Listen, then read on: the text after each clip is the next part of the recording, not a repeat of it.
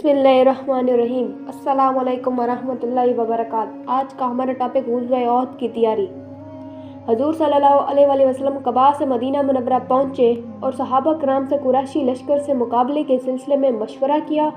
हजूर सल्लल्लाहु अलैहि वसल्लम की राय ये थी कि कुरैश पर शहर से बाहर हमला करने के बजाय शहर में रहकर अपना दिफा किया जाए।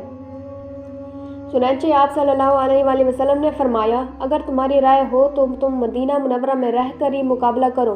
उन लोगों को वहीं रहने दो जहां वो हैं। अगर वो वहां पड़े रहते हैं तो वो जगह उनके लिए बदतरीन साबित होगी, और अगर उन लोगों ने शहर में आकर हम पर हमला किया तो हम शहर में उनसे जंग करेंगे, और शहर के बीचों हम को हम उनसे ज़्यादा जानते हैं। आप सल्लल्लाहु अलैहि वसल्लम ने जो राय दी थी, तमाम बड़े सहाबा कराम की भी वही राय थी। मुनाफिकों के सरदार अब्दुल्ला इब्न अबी ने भी यही मशवरा दिया। ये शख्स ज़ाहिर में मुसलमान था और अपने लोगों का सरदार था। दूसरी तरफ कुछ पुरजोश नौजवान सहाबा और पुख्ता उम्र के सहाबा ये चाहते थे कि शहर से निकलकर दुश्मन का मुकाबला किया जाए। ये मशवरा देने वालों में ज़्यादा वो लोग थे जो गुज़वे बदर में शरीक नहीं हो सके थे, और उन्हें उसका बहुत अफसोस था। वो अपने दिलों के अरमान निकालना चाहते थे। चुनांचे उन लोगों ने कहा, हमें साथ लेकर दुश्मनों के मुकाबले के लिए बाहर चलें, ताकि वो हमें कमज़ोर और बुज़दिल ना समझे, वरना उनके हौसले बहुत बढ़ जाएंगे, और हम तो ये सोच भी नहीं सकते कि वो हमें धकेलते हुए हमारे घरों में घुस आएँ। और ए अल्लाह के रसूल, जो शख्स भी हमारे इलाके में आया हम उससे शिकस्त खा कर गया है। अब तो आप हमारे दरमियान मौजूद हैं, अब दुश्मन से कैसे हम पर गालिब आ सकता है। हज़रत हमज़ा रज़ियल्लाहु अन्हु ने भी इनकी तायीद की। आखिर आप सल्लल्लाहु अलैहि वसल्लम ने उनकी बात मान ली। फिर आप सल्लल्लाहु अलैहि वसल्लम ने जुमा की नमाज पढ़ाई और लोगों के सामने वाज़ फरमाया। उन्हें हुक्म दिया, मुसलमानों, पूरी तनदही और हिम्मत के साथ जंग करना। अगर तुम लोगों ने सब्र से काम लिया तो अल्लाह ताला तुम्हें फतह और कामरानी अता फरमाएंगे।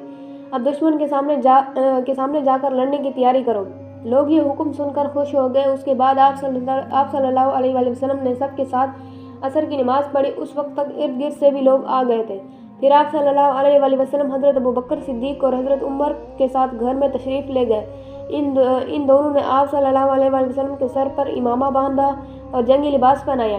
बाहर लोग आप सल्लल्लाहु अलैहि वसल्लम का इंतज़ार कर रहे थे और सफ़े बांधे खड़े थे।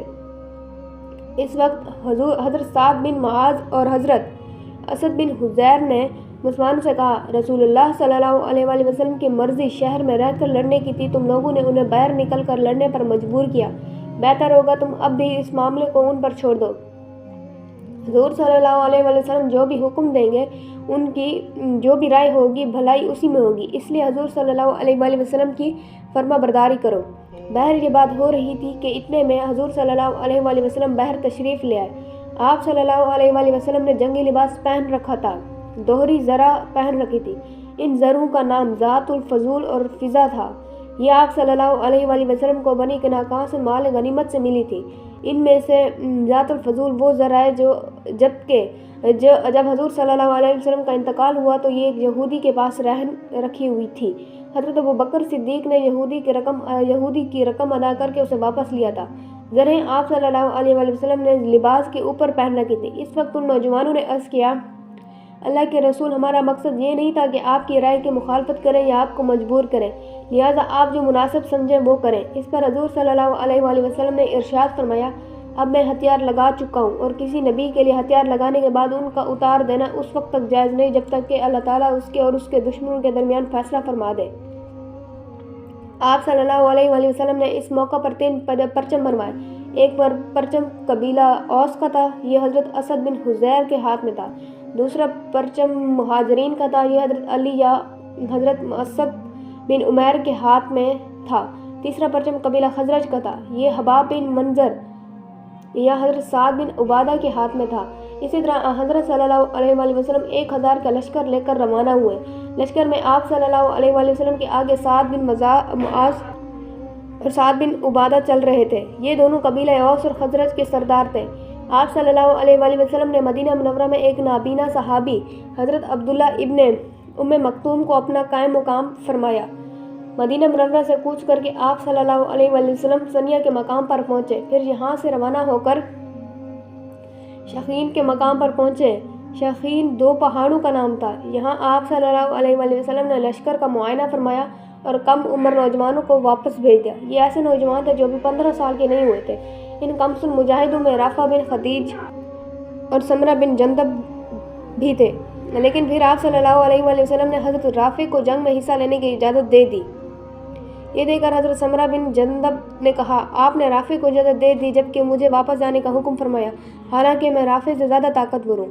اس پر آپ صلی اللہ علیہ وسلم نے ارشاد فرمایا، اچھا تو پھر تم دونوں میں کشتی ہو جائے۔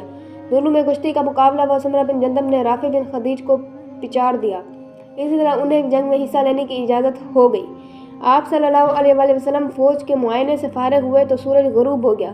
حضرت زبیر رضی اللہ عنہ نے اذان دی، آپ صلی اللہ علیہ وآلہ وسلم نے نماز پڑھائی، پھر عشاء کی نماز ادا کی گئی۔ نماز کے بعد آپ صلی اللہ علیہ وآلہ وسلم آرام فرمانے کے لیے لیٹ گئے۔ رات کے وقت پہرا دینے کے لیے آپ صلی اللہ علیہ وآلہ وسلم نے 50 مجاہدوں کو مقرر کیا۔